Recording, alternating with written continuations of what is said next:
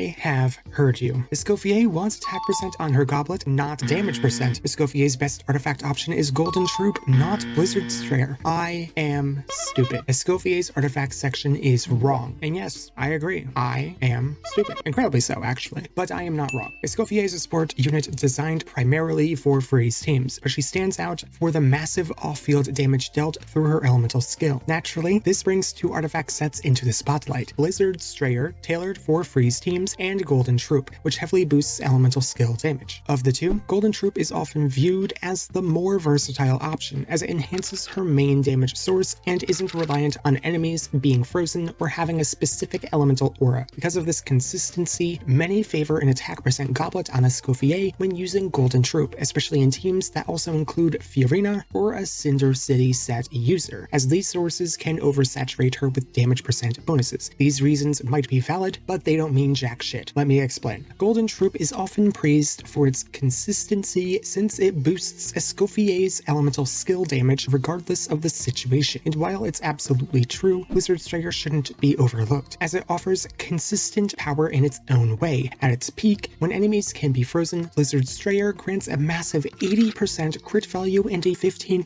cryo damage bonus. In situations where enemies cannot be frozen but can still be affected by cryo, this set provides 40% crit value and the same 15% damage bonus. Technically, it's possible for the set to offer 0% crit value, but that only happens in rare cases against enemies with persistent elemental auras that completely override cryo, like certain bosses and abyss enemies that nullify damage anyway. In practice, Blizzard Strayer provides at least 40% crit value and 15% cryo damage bonus in the vast majority of fights, and these bonuses don't just apply to her elemental skill, they affect her entire kit, including her elemental burst, which in fact also does damage. Now, if you're worried about oversaturating Escoffier with too much damage percent, a common reason behind picking an attack percent goblet, that same issue arises when using Golden Troupe. In fact, Golden Troupe is one of the main culprits of this oversaturation, so rather than switching to an attack percent goblet to compensate, you can simply swap Golden Troupe for Blizzard Strayer. This balances out her stats more effectively while still delivering a strong, consistent performance. Sticking with the damage percent goblet is often seen as the worst option due to Escoffier's tendency to become oversaturated with damage percent buffs. Because of this, many argue that an attack percent goblet offers better stat balance while also boosting her healing output. However, this reasoning completely overlooks one of Escoffier's strongest teammates, Shenhe. Shenhe provides massive flat damage boosts that can rival even Bennett's raw attack buff, making additional attack percent from a goblet less impactful overall. This argument also assumes the presence of Golden Troupe, a Cinder City user like St. Lolly and Fiorina, who may not always be used alongside Escoffier, and in the case of Blizzard Strayer, which significantly reduces the need for crit rate investment, attack percent becomes her second best substat. That, in turn, makes an attack percent goblet even less valuable when using this set. That said, there are still situations where an attack percent goblet can outperform a damage percent one. This depends on the weapon Escoffier is using, as different weapons provide varying base attack stat values and substats. Take Favonius Lance, for example, as a solid base attack but offers no additional attack through its passive or substat. With this weapon, the threshold where attack percent becomes more effective kicks in at around 100% external damage bonus. In practice, this means an attack percent goblet becomes the better option when you're using two or more of her primary damage boosting allies, namely Fiorina, Golden Troupe, and St. Lolly. However, for weapons with higher inherent attack, like the Inazuman Polearm or Escoffier's signature, the threshold rises significantly. For the Inazuman Polearm, you'd need around 150% external damage bonus, while her signature weapon pushes that threshold even further to about 160%. At those levels, hitting the threshold becomes much harder. It is only realistically achievable if you're using all three of her strongest damage percent sources. However, this doesn't count for several important external factors, one of the biggest being Shenhe. As one of Escoffier's best support options, Shenhe provides massive flat damage buffs that significantly raise the threshold at which an attack percent goblet becomes worthwhile. Then there's the Blizzard Strayer set, whose high crit potential allows for a build that leans more into attack percent substats rather than crit, further increasing the amount of damage percent required before an attack percent goblet starts to make sense. Finally, we have Fiorina. While she doesn't directly raise the damage percent threshold, her buff can fluctuate based on healing received and the uptime of team abilities. This becomes particularly relevant with Escoffier, whose elemental skill lasts 20 seconds, longer than Fiorina's 18-second buff window. As a result, she may have have less damage percent on average, increasing the amount of external damage percent buffs needed before attack percent becomes relevant once again. Because of all of these variables, Escoffier's actual damage percent levels in practice often end up being lower than expected. This makes the decision between attack percent and damage percent less straightforward and much more dependent on team composition and artifact setup. All of this in theory is great, but how does this actually play out in real teams? When we break down the numbers, Golden Troupe actually falls behind Blizzard Strayer even after accounting for the 20% crit rate loss from Strayer's 4-piece effect. The gap is surprisingly wide. Blizzard Strayer still manages to output around 4.2% more damage on average. This is because the damage advantage of a Blizzard Strayer set with its full 4-piece passive effect is about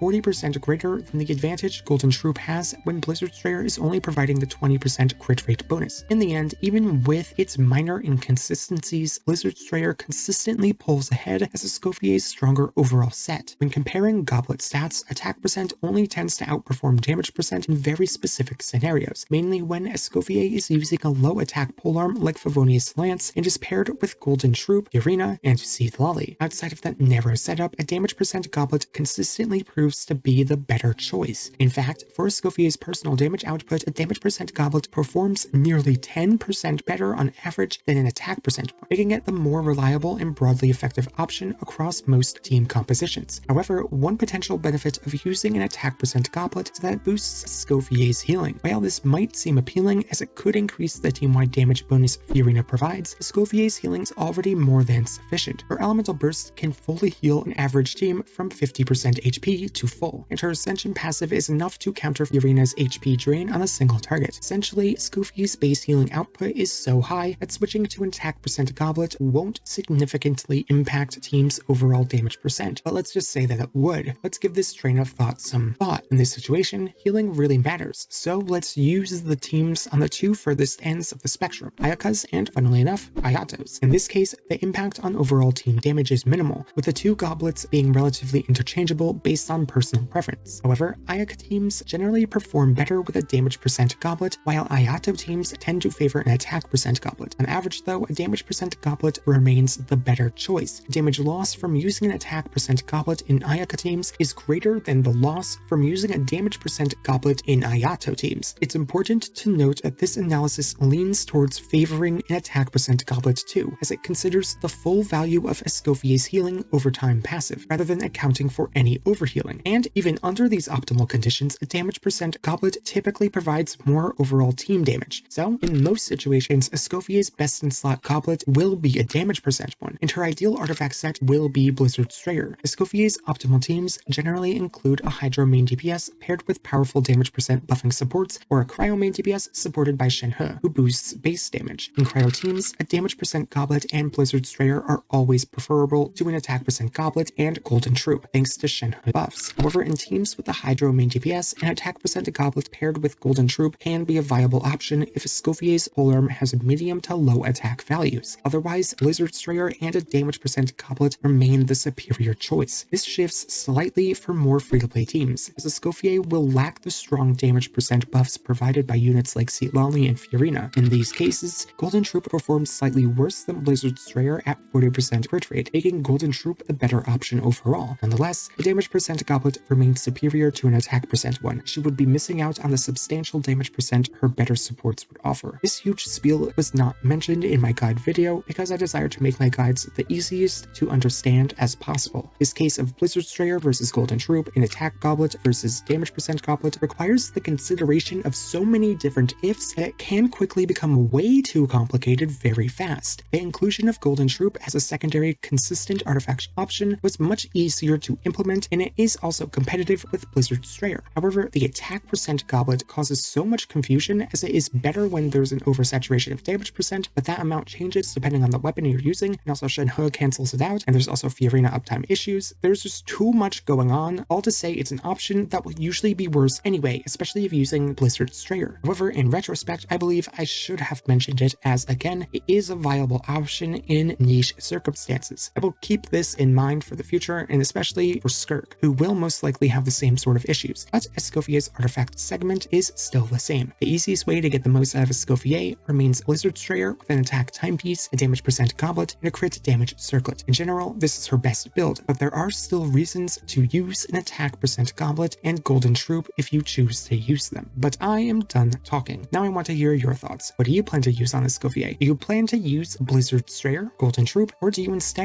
plan to make 2 builds for her? Do you think it's about damn time for an artifact loadout system to be added into the game? Tell me your thoughts in the comments below. But with that, I will skedaddle. Thank you all so much for watching, and I hope to see you all next time. Bye bye.